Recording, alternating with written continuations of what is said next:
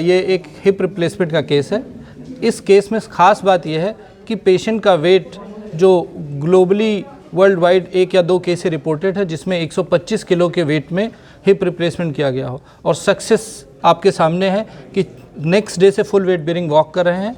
इसमें मैसेज ये है सबसे इम्पॉर्टेंट कि जो पेशेंट वेट की वजह से सर्जरी को डिले करते हैं और उनको कॉन्फिडेंस नहीं आता कि उनकी सर्जरी सक्सेसफुल होगी या नहीं होगी, ये उनके लिए एक मैसेज है कि weight is not a criteria, patient की fitness is the only criteria.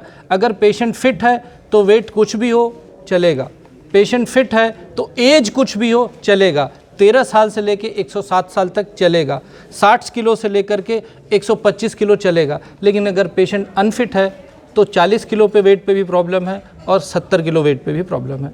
तो सबसे बड़ा मैसेज ये है कि अगर आप हिप रिप्लेसमेंट या कोई भी सर्जरी करते हैं, पेशेंट के वेट को कंसीडर नहीं करना चाहिए, उसकी fitness is most important factor.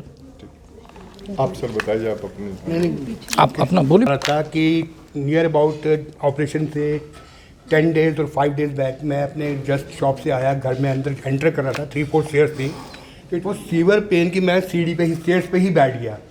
तो मेरी वाइफ ने कहा इसकी ड्रिंक करके आते हो क्या आप डेली? मैंने इनको कहा आप ऐसे बैठ जाते हो कि ऊपर मतलब कि आप के आके लोग रास्ते में बोलेंगे। बैठ जाते हो तो लोग क्या सोचते हैं ड्रिंक करके आते हो? मैं ऐसा कुछ नहीं है। जब मैं डॉक्टर साहब के पास गया तो इन्होंने मेरे को देखते ही कहा कि इसको बहुत सीवियर पेन है, और मतलब कि इन्होंने एंटर भी नहीं किया था, उन्होंने एंटर से पहले ही एक चीज़ बता रही, तो हमारी बात रियल सर्वाइज कि हाँ ये मेरा पकड़ सकते हैं और ये ऑपरेट कर सकते हैं और सब कुछ ठीक कर सकते हैं। And I am really thankful to him कि मैं आज बिल्कुल फिट हूँ, without any stick, without any walker, I am doing to go each and everything.